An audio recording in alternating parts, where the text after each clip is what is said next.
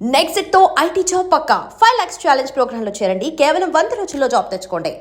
ఢిల్లీలో జరిగిన అఖిలపక్ష సమావేశంలో ఎలాంటి నిర్ణయం తీసుకోలేదని మంత్రి శ్రీధర్ బాబు తెలిపారు. నిన్న రాత్రి మల్కాజ్గిరిలో ఓ యువతి మరణం ఆ పరిసర ప్రాంతాల్లో కలకలం రేపింది. స్థానికంగా ఉన్న ఓ షాపింగ్ మాల్లో 8వ అంతస్తు నుంచి గాయత్రి అనే యువతి దూకి ఆత్మహత్య చేసుకుంది. ఈమె అదే భవంతిలో ఉన్న బట్టల షాప్ లో పనిచేస్తున్నట్టుగా తెలిసింది. ఈమె ఎందుకు ఆత్మహత్య చేసుకుందోనని పలు కోణాల్లో పోలీసులు తీవ్రంగా విచారణ చేస్తున్నారు. చనిపోయిన గాయత్రి కేరళ రాష్ట్రానికి చెందినదిగా పోలీసులు నిర్ధారించారు. ఈ వయసులో అసలు ఏం కష్టం వచ్చిందని ఆ అమ్మాయి ఆత్మహత్య చేసుకుందో. ఈ కాలం పిల్లలకి ఆలోచన తక్కువ, ఆవేశం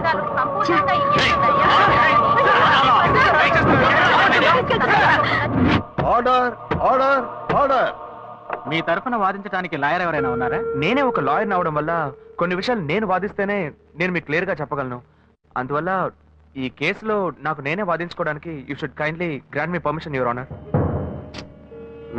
ప్రొసీడ్. Thanks your honour. ఏ ఆధారాలతో నన్ను అరెస్ట్ చేశారు? 11/7/2011 ఓ కంప్లైంట్ వచ్చింది. అప్పటి విచారణలో ఆ అమ్మాయికి మీకు సంబంధం ఉందని తెలియడం వల్ల మిమ్మల్ని అరెస్ట్ చేశాం. అందుకు తగిన ఆధారాలు తమరికి సమర్పించానండి. ఎవరో ఒకరు కంప్లైంట్ ఇచ్చారని ఒక లాయర్ కూడా చూడకుండా పోలీసులను అరెస్ట్ చేసి అవమానించారు.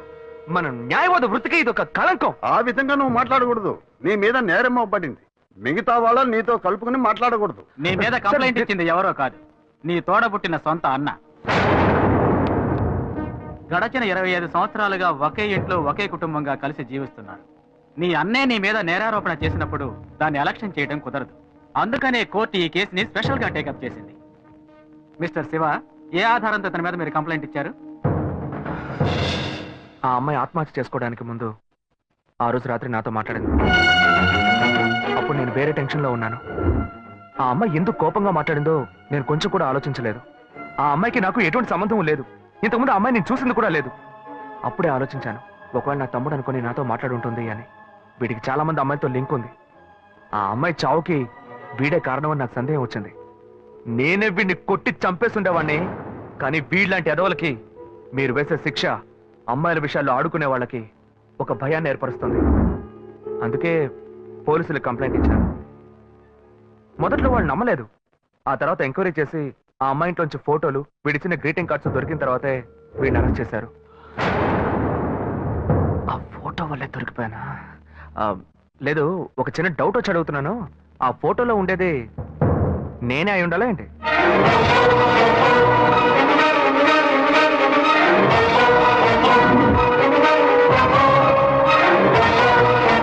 ఇద్దరు ఒకే మాదిరిగా ఉండటం వల్ల ఈ ఫోటోని ఆధారంగా తీసుకోవడం కుదరదు.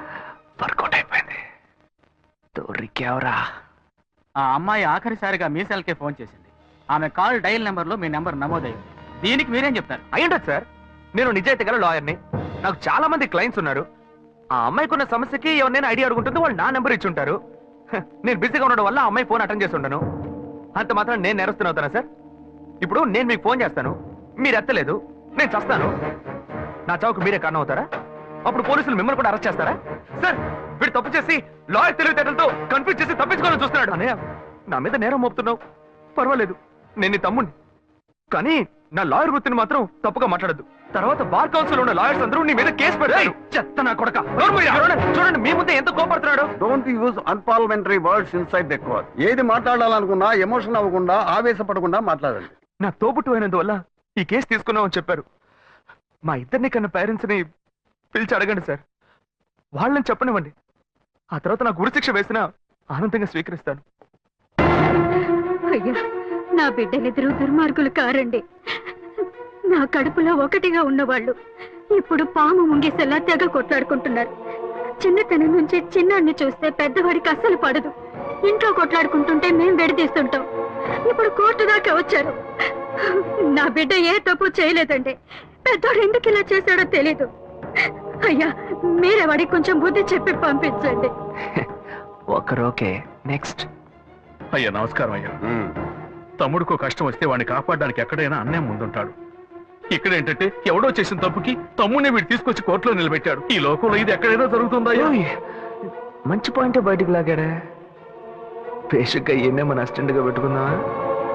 నా కొడుకు ఏ తప్పు చేసి ఉన్నాడు. వీడు తప్పు చేసేవాడు కాదయ్యా. మీ తల్లిదండ్రులు ఇచ్చిన వాంగ్మూలం చూస్తే మీ తమ్ముడి మీద లేనిపోని నింద మోపుతూ కేసు పొడిగిస్తున్నారని చెప్తున్నారు. ఇతనే నేరస్తుడు నిరూపించడానికి మీ దగ్గర ఇంకేమైనా ఆధారం ఉందా? వేసిన ప్లాన్ భలే వర్కౌట్ అయింది. రేషకు ఎస్కేపే.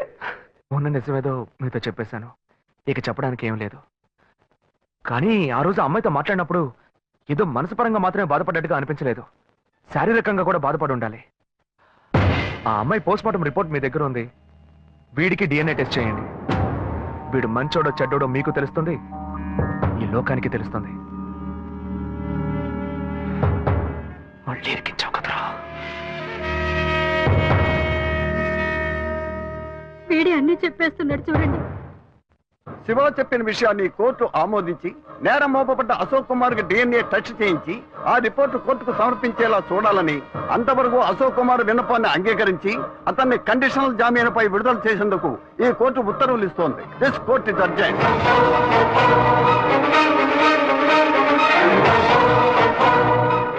తప్పు చేసి తప్పించుకోవాలని చూస్తున్నావా? రిపోర్ట్ రానిరా, ఇరికించావు కదా, నీ అంత చూస్తాన్రా.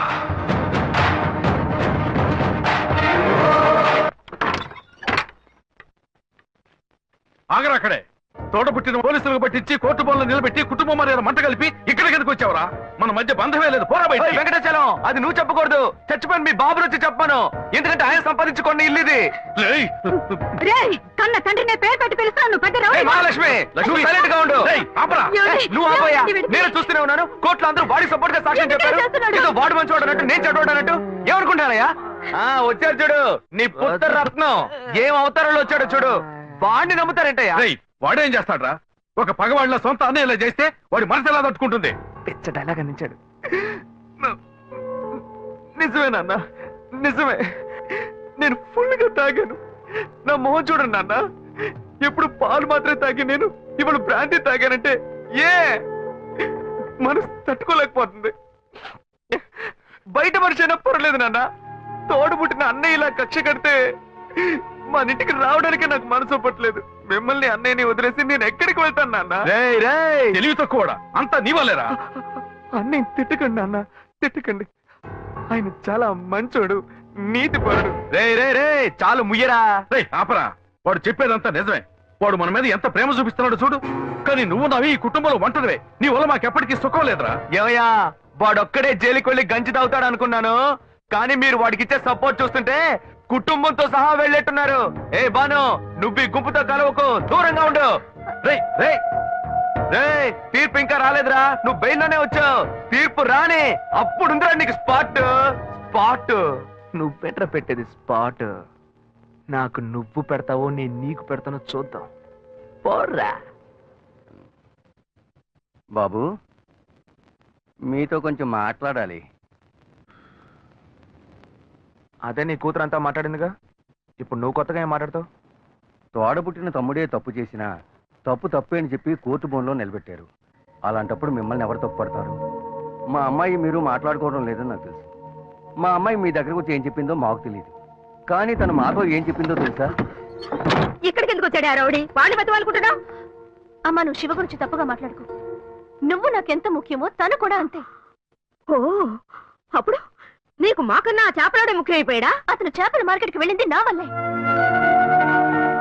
స్కూల్లో ఒక టీచర్ నాతో తప్పుగా నడుచుకోవడానికి ప్రయత్నం చేశాడు. శివ అతన్ని పట్టుకుని అతని తల పగలు కొట్టాడు. నలుగురు ముందు చెప్తే నాకు అవమానంగా ఉంటుందని ఎందుకు కొట్టాడో ఎవరికీ చెప్పలేదు. అందువల్లే అతను చదువుకోలేకపోయాడు. అతను చదువుకుంటే ఇలా చేపల మార్కెట్కి వెళ్లాల్సిన అవసరం వచ్చేది కాదు. శివ నేను ప్రేమించడం మొదటి 10 సంవత్సరాలైంది. నేను అతన్ని మర్చిపోను లేను, మీరు మమ్మల్ని విడదీను లేరు. దయచేసి నన్ను విడిచిపెట్టండి అమ్మా. విడిచిపెడతావే, అతనితోనే వెళ్ళి బతుకు. కానీ అదంతా చూడడానికి నేను ప్రాణాలతో ఉండను. నేను ప్రాణాలతో ఉండను. నేను ప్రాణాలతో ఉండను. కమలా, కమలా, కమలా, తలుపు తెరువు, తలుపు తెరువు, కమలా, కమలా, తలుపు తెరువు, తలుపు తెరువు, కమలా, కమలా, కమలా, తలుపు తెరువు, కమలా, కమలా. అయ్యో కమలా, ఏ అగత్యం చేయొద్దు కమలా. ఏమ్మా? ఎందుకు ఇలా చేస్తున్నావు? నువ్వు చచ్చి నాపై పగ తెచ్చుకోవాలని చూస్తున్నావా? నీ ఆఖరి ఆడదని తీసావు కదా. ఇలా కెరోసిన్ పోసుకొని చేస్తాను, ఊరేసుకొని చేస్తానని చెప్పి కన్ను బిడ్డ సంతోషాన్ని చావు కొట్టేయండి. ఇప్పుడు నేనేం చెయ్యాలి? అతన్ని పెళ్లి చేసుకోకూడదు, అందుకే ఇదంతా.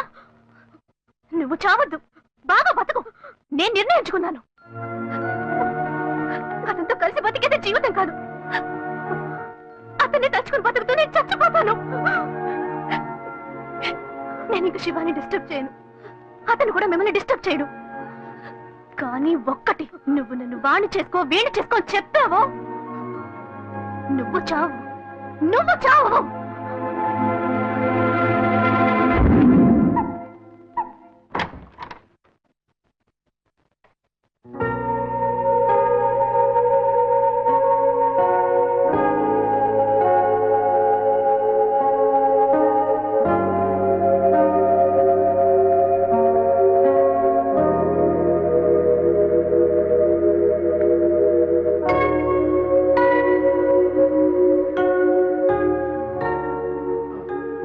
చెప్పిన తర్వాతే అంతా తెలిసిందే. నన్ను క్షమించు శ్వేత. శివ,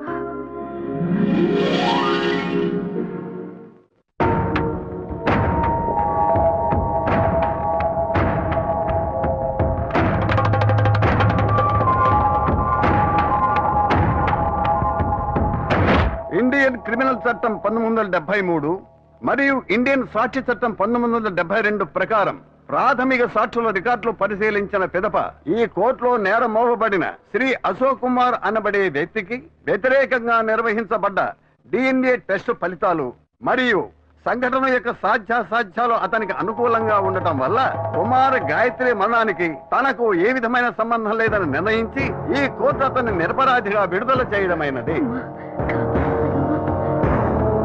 అంతేగాక ఇటువంటి నిరర్థక కేసుల్ని మళ్లీ మళ్లీ కోర్టుకు తెస్తే శివాని మెంటల్ హాస్పిటల్కి పంపించవలసి వస్తుందని ఈ కోర్టు హెచ్చరిస్తోంది.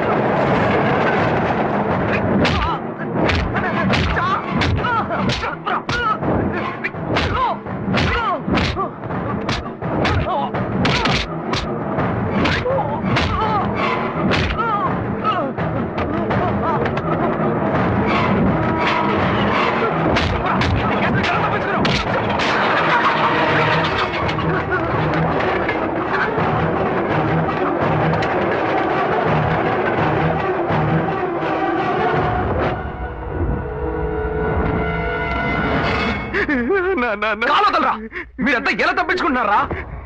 15 వందలు ఇస్తే అబ్దుల్ కలాంకి అరెస్ట్ వారెంట్. అడుగుతున్నాడు చూడు ప్రశ్న. నా మీద ఏదన్నా ప్లీజ్ అన్నా, ప్లీజ్ అన్న వద్దన్నా. చెప్తాను. నేను తప్పు చేస్తే నిజమే అన్న. ఆ అమ్మాయి నేను సిన్సియర్ గా లవ్ చేసుకున్నాం. ఇద్దరు కలిసి జీవితం నిర్ణయించుకున్నాం. ఆ సమయంలోనే తప్పు జరిగిపోయింది. చెల్లెలు పిల్ల కాకుండా ఈ అమ్మాయి విషయం ఇంట్లో తెలిస్తే బాగుంటుందనే పెళ్లి చేసుకుంటానని నేను మాటిచ్చాను. కానీ తను ఇంత పని చేస్తున్నాను నేను అనుకోలేదు. నువ్వేమో హఠాత్తుగా పోలీసులకు కంప్లైంట్ ఇచ్చావు. ఈ కేసు నుంచి బయటపడడానికి, కుటుంబ మర్యాద కాపాడడానికి నేను ఎంత కష్టపడ్డానో తెలుసా? ఆ అమ్మాయి చావు కారణం నేను కాదన్నా. మరి ఎవరా కారణం? నేను కాదన్నా. మరి ఎవరా? నువ్వే అన్నా. ఏంటి? అవునన్నా, నువ్వే తప్పు చేసావు. నేనా? ఏమంటున్నావురా? అవునన్నా, ఆ రోజు కోర్టులో నువ్వేం చెప్పావు? ఆ అమ్మాయి నేను చూసిన 2 గంటల తర్వాత ఆత్మహత్య చేసుకుందని చెప్పావు. తను నేనే అనుకుని ఆ రోజు నీతో మాట్లాడింది. నువ్వేమన్నావు ఏంటో, ఆత్మహత్య చేసుకుంది. ఏంట్రా నువ్వు అనేది? నేను మాట్లాడినందువల్లే ఆ అమ్మాయి ఆత్మహత్య చేసుకుందా? అవునన్నా, నువ్వు ఒక్క నిమిషం ఆలోచించుంటే నా గాయత్రి నాకు దూరం అయ్యేది కాదు.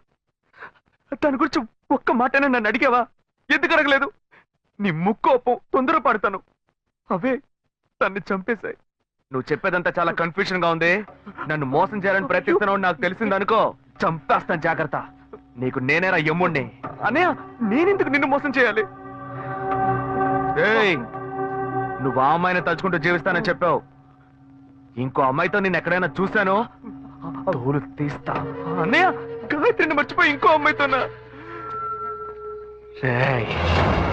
నువ్వు నాకెమ్ముడువు, నేను నీకెమ్ముడినో చూసుకుందావరా.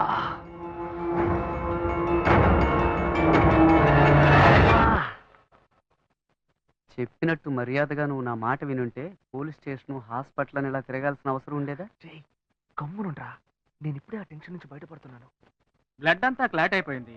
నిన్నెవరయ్యా ఎలా కొట్టింది? వీడన్నే డాక్టర్ అట్టాగే పొడి పొడి పొడి చేసేసాడు. ఇంకో 2 దెబ్బలు కానీ కొట్టుంటే నువ్వు చనిపోయి ఉండేవాడివి. ఇక ముందు అతనితో జాగ్రత్తగా ఉండు. టాబ్లెట్లు రాసిస్తాను. కరెక్ట్ టైంకి భోజనం చేసి ఇంట్లో రెస్ట్ తీసుకో. ఓకే? Okay doctor. ఏం డాక్టర్, ఇప్పుడు బస్సుల నుంచి బట్టల షాప్ దాకా బటన్ నొక్కితే సొయ్యి సొయ్యమని బిల్లు వస్తుంది. ఆ మిషనోడు కొనుక్కుంటే సరిపోయేది కదా, ఇంకా పాత చింతగా బచ్చలా బరికేస్తున్నారు. ఇది తీసుకుపోయి మెడికల్ షాప్ లో ఇస్తే ఆడు ఒరిజినల్ ఇస్తున్నాడో డూప్లికేట్ ఇస్తున్నాడో తెలియట్లేదు. ఎక్స్పైరీ అంటున్నారు, ఎయిడ్స్ జ్వరాలు అంటున్నారు. ఇలాంటి కేసులో మీరు ఇరుక్కుపోతారనిపిస్తుంది. వస్తే ట్రీట్మెంట్ మాత్రం తీసుకొని వెళ్ళు. అనవసరమైన విషయాలు మాట్లాడద్దు. ఇలాంటి కోతులు ఏం తీసుకొస్తావా? నోరు మూసుకుని కూర్చోరా, వచ్చిన చోటలా లోడ అని. నేను చూస్తుంటేనే నాకు ఎక్కడ మా అన్నయ్య దగ్గర గాయత్రి మ్యాటర్ బయట పెడతావని భయంగా ఉందిరా. రే, నువ్వు నన్ను సందేహిస్తున్నావా? రే, నేను మీ అన్నయ్యతో వదలరా. ఎప్పుడు నా మీద సందేహపడ్డావు ఇంకా మాట్లాడదు. స్నేహం కోసం ప్రాణమైన ఇస్తాను. రాగరా.